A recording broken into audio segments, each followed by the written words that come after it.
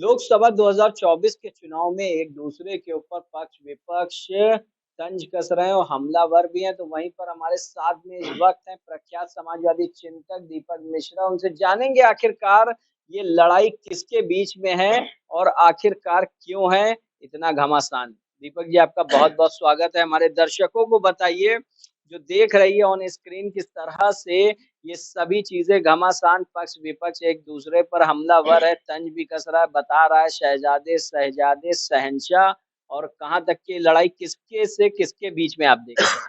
देखिए, यह जो लड़ाई है वह मूलतः दो विचारधाराओं के बीच की लड़ाई है। यह लड़ाई उदारता बनाम कट्टरता है। यह लड़ाई समाजवाद बनाम समाजघात है। यह लड़ाई भारतीय जनता बनाम भाजपा है। उदाहरण के तौर पर हमारे देश की संस्कृति क्या है? हमारे देश की संस्कृति यह है कि एक हिंदू चंद्रशेखर आजाद की अगुवाई में एक मुसलमान असद मोहानी का दिया नारा इंकलाब जिंदाबाद को लेकर एक Sikh Hindustan socialist Republican army बनाते हैं और फांसी के तख्त पे झूल जाते हैं। क्यों? देश आजाद हो और यहाँ समाजवाद की स्थापना हो, यहाँ की एका बनी रहे। उस एका पर खंजर भोंका जा रहा है। किसके लिए? सत्ता के लिए। तो भारतीय जनता भारतीय राष्ट्रवाद बनाम भाजपाई सांप्रदायिकता है। क्योंकि सांप्रदायिकता विभत्स होती है, बुरी होती है देखने में, तो राष्ट्रवाद का आवरण ओढ़ कर आती है, संस्कृत का आवरण ओढ़ के आती है। भारत की संस्कृति तो वह है जिसमें रसखान कृष्ण पर लिखते हैं, जिसमें कैफी आजमी लिखते हैं कि छूने पाए न सीता का दामन कोई, तुम ही राम तुम ही लक्ष्मण साथियों। यह लड़ाई उदारता बनाम कट्टरता है। कट्टर लोगों के नेता नरेंद्र दामोदर दास मोदी जी हैं, जो देखिए ना आप, कहीं से भी चलते हैं चुनाव में तो फिर वही हिंदू मुसलमान भारत पाकिस्तान, फिर वही राग। राम मंदिर के लिए आभार, लेकिन लक्ष्य तो राम राज्य है ना। राम राज्य क्या है? बैर न कर काहू सन कोई, राम प्रताप विषमता कोई। विषमता तो इतना बढ़ गया, इतना बढ़ गया कि अंबानी जी का जो सामने पान वाला है, एक सड़क के अंतर, दोनों की आमदनी में कई अरब गुना का अंतर है। आर्थिक विषमता, गरीबी अमीरी की खाई बढ़ रही है। तो अब जनता ये सवाल न पूछे, अरे आप तो रामराज की बात करते हैं, रामराज तो लाए नहीं। रोज सैकड़ों लोग आत्महत्या के लिए विवश है, यही तो अल्प मृत्यु है। तो उनको भटका दिया। तो राम के नाम पर, राष्ट्र के नाम पर, भारत माता के नाम पर, तिरंगा के नाम पर, ये तो हमारे अकीदे हैं, ये हमारी पूजा है। जैसे रेशमी दुसारे रोज नहीं ओढ़े जाते, जैसे मंदिर में पूजा दिन भर नहीं की जाती, आस्था से सुबह जाते हैं, आचमन करते हैं। तो ये लोग राजनीति को, अपनी संकीर्ण सोच को, क्या जरूरी है कि हमारी जो एका की गंगा जमुनी मिलन है, उस गंगा जमुनी मिलन को अपनी सत्ता का कमल खिलाने के लिए कीचड़ में बदल दिया जाए? तो बुनियादी तौर पे यह लड़ाई इन्हीं दो विचारधाराओं के बीच में है। एक तरफ वो है जो अपनी सत्ता का कमल को खिलाने के लिए हमारी संस्कृति रूपी गंगा और जमुना को कीचड़ बनाने पे आमादा हैं। एक तरफ हम लोग हैं जो चाहते हैं कि हमारे देश की वह विरासत, जिसमें पंडित राम प्रसाद बिस्मिल और अशफाकुल्लाह खान मिलकर आजादी की लड़ाई लड़ते हैं, वो बची रहे। और बाकी तो विकास की बात है, तो विकास वगैरह तो सतत प्रक्रिया है। अब देखिए जब हमारे मोदी जी प्रधानमंत्री बने थे, तो हमारे देश के ऊपर 332 अरब डॉलर का कर्ज था। आज 642 अरब डॉलर का कर्ज है। तो कैसी मसाल लेके चले तीरगी में आप, जो रोशनी थी वो भी सलामत नहीं रही। और एक बात और कहूंगा कि गर चरागों की हिफाजत फिर उन्हें सौंपी गई रोशनी के शहर में, बस धुआं रह जाएगा। तो भारतीयता को बचाने की लड़ाई है, भारतीय संस्कृति को बचाने की लड़ाई है उनसे जो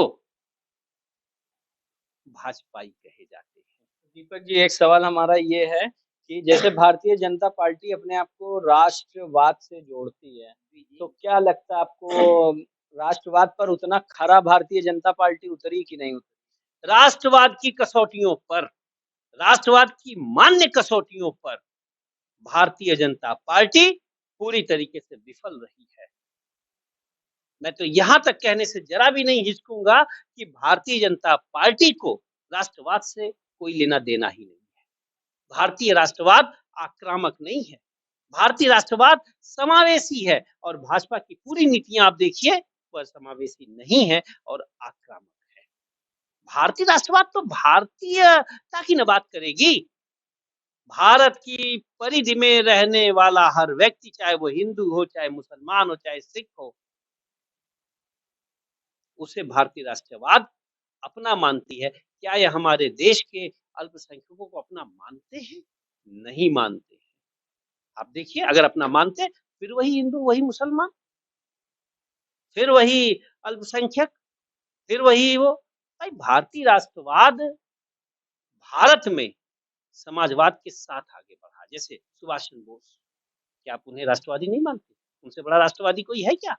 वो जब ये कहते हैं कि जब वो राष्ट्रवाद की व्याख्या करते हैं तो वही कहते हैं कि मैं भारत में समाजवाद की अमन बया चाहता हूँ।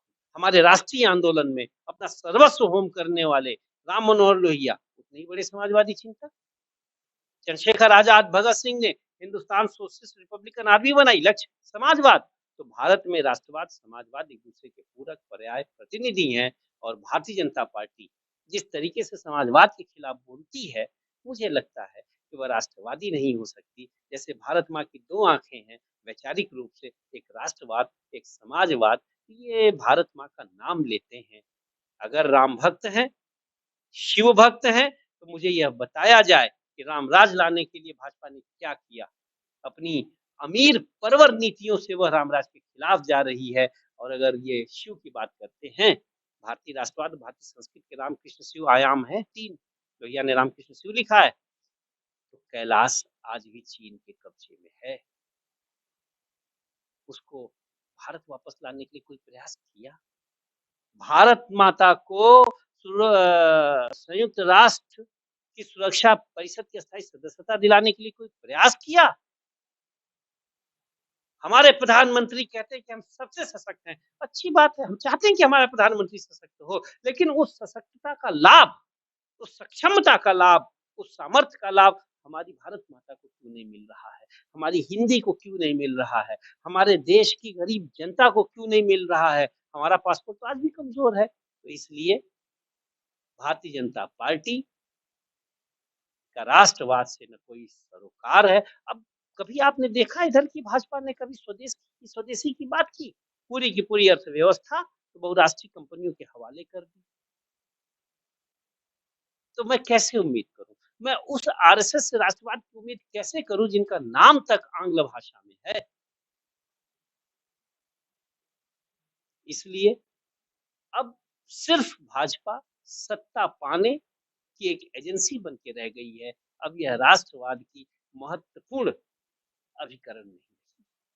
किसी जमाने में हुई होगी पंडित दीनदयाल जी के समय, श्यामप्रसाद मुखर्जी के समय, लेकिन मोदी जी की जो भाजपा है, यह राष्ट्रवादी बिल्कुल नहीं है। और मैं तो कहूंगा कि राष्ट्रवाद विरोधी दल है। तो ये थे हमारे साथ में प्रख्यात समाजवादी चिंतक दीपक मिश्रा जी, जिनसे हमने बात किया लोकसभा चुनाव 2024 को लेकर के कि आखिरकार ये लड़ाई किनके बीच है और आखिर क्यों है।